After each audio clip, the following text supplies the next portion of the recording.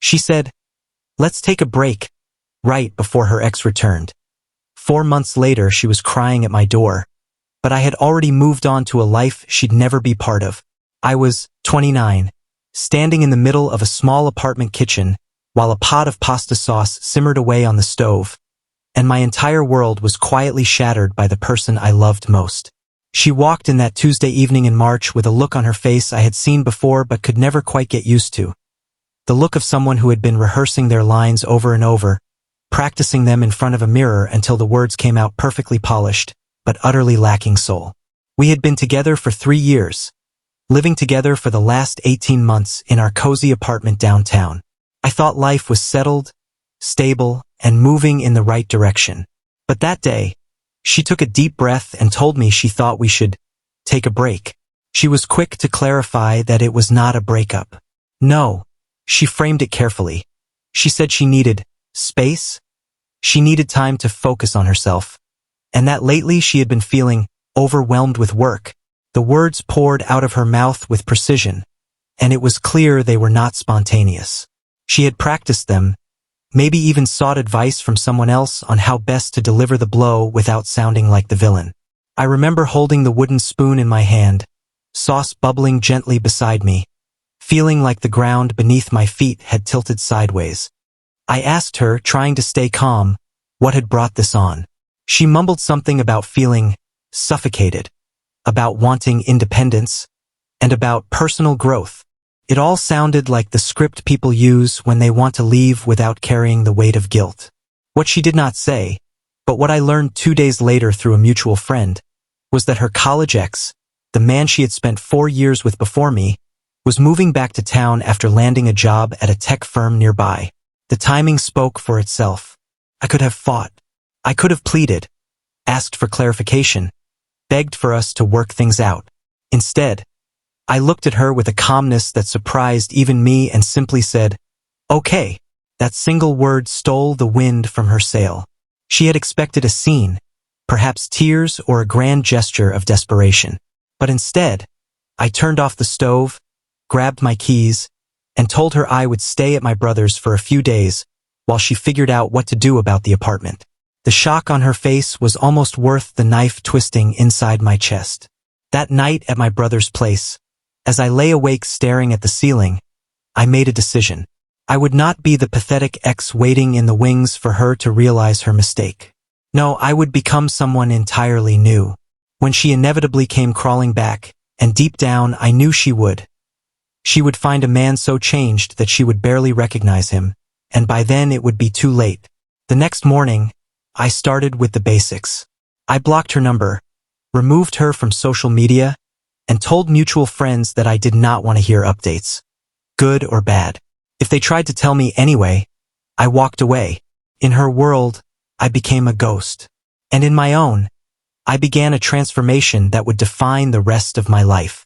For years I had talked about joining a gym, but laziness always won. This time, I signed up within a week and hired a trainer who pushed me past my comfort zone. I threw myself into the grind with an energy that once belonged to video games and late-night TV binges. At the same time, I enrolled in evening business classes, finally pursuing the MBA I had talked about forever but never seriously chased.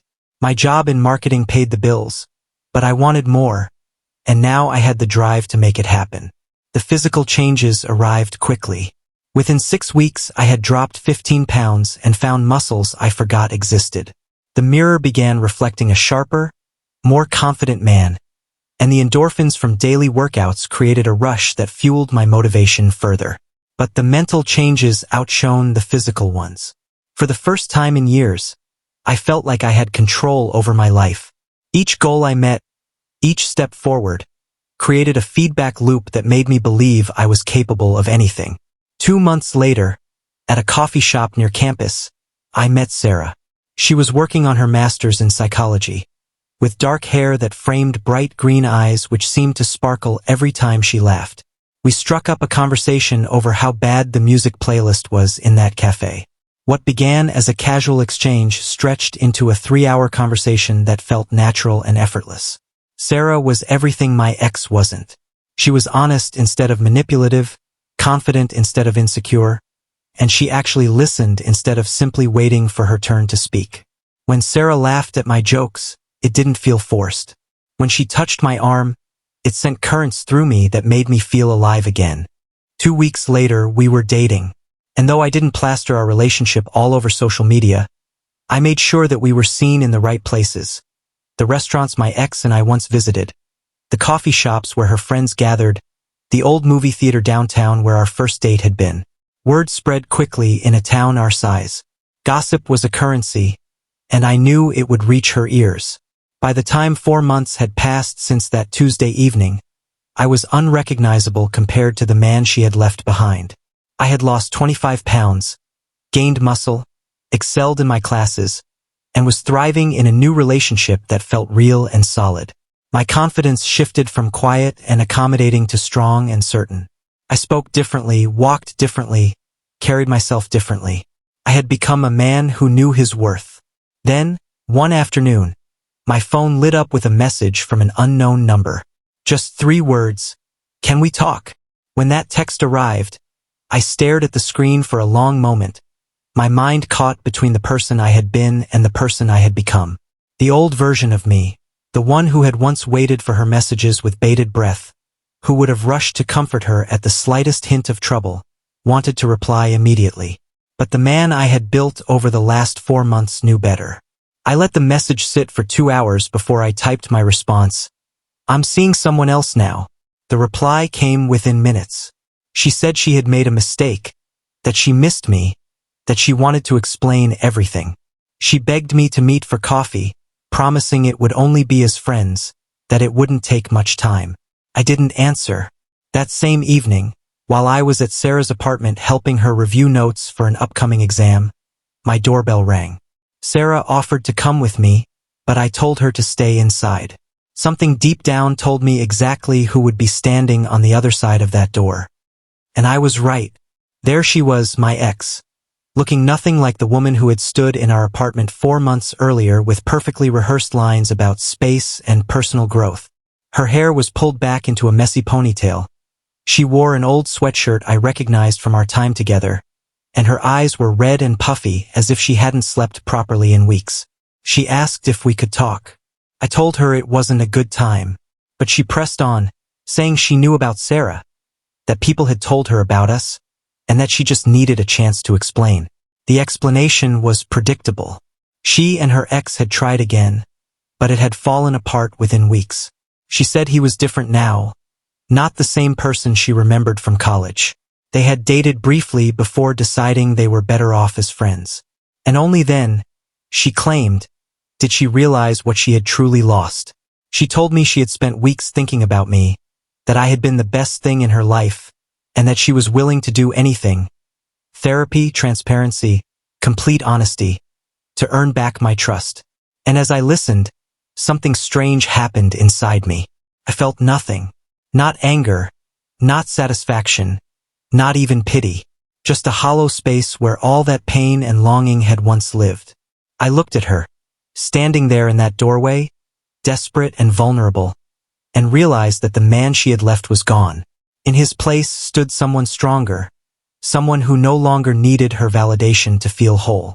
I told her calmly that I appreciated her coming, but that chapter was closed. I explained that I was happy now, truly happy, and that going backward was impossible even if I wanted to. She began to cry then, not the manipulative tears she once used during our arguments, but deep, genuine sobs that shook her whole body. She begged me to give us another chance, even just as friends. But I couldn't. I gently told her it would be better for both of us not to stay in contact, then wished her well before closing the door. Back at Sarah's, I told her about the visit. She listened quietly, without judgment or jealousy, and simply thanked me for being honest. Then she went back to her studies, trusting me enough not to make my past her problem. And in that moment, I knew I had found something real. 3 weeks later, my ex tried again. This time she reached out through my brother, asking him to pass along a message about returning some of my old things. My brother, who had watched me transform, politely told her to donate whatever she didn't want to keep. Later she tried using mutual friends to reach me, But by then, most of them had seen enough to know where my loyalty stood. They shut her down immediately. The final attempt came 6 weeks after that doorstep visit. I was at the gym when she appeared beside me on a treadmill. She claimed it was a coincidence, that she had just joined this gym, but her timing felt far too convenient. She tried small talk about my workouts, about how good I looked. I kept my answers polite but short, finishing my run quickly and moving to a different section. She followed. She asked about my business classes, mentioned she heard I was doing well. Finally, I turned to her directly and asked what she wanted. She said she missed our friendship, that maybe we could start there. She promised she wasn't trying to get back together, just hoping we could be civil. I told her I understood, but that I had moved on completely, and I didn't think staying connected would be healthy for either of us. I suggested she might want to join a different gym if running into me was going to hurt. That was when she grew angry for the first time. She accused me of being cruel, of punishing her forever for one mistake, of becoming cold and unforgiving. Maybe she was right. Maybe I had become colder, but I had also become stronger, happier, and more confident than ever before. If that made me cruel in her eyes, then so be it. 8 months after our breakup, I proposed to Sarah. We were hiking on a trail I had walked alone during those first painful weeks, and it felt fitting that this place would now hold a new memory. The proposal was simple, just the two of us, a ring, and words from my heart about how she had helped me become the best version of myself. She said yes without hesitation, and together we began planning a future full of hope. Of course, word reached my ex. She contacted my brother again, claiming she only wanted to offer congratulations and clear the air. My brother, loyal as ever, politely shut the door on that conversation. Sarah and I prepared for the possibility that she might try something around the wedding, but our special day came and went without a hitch.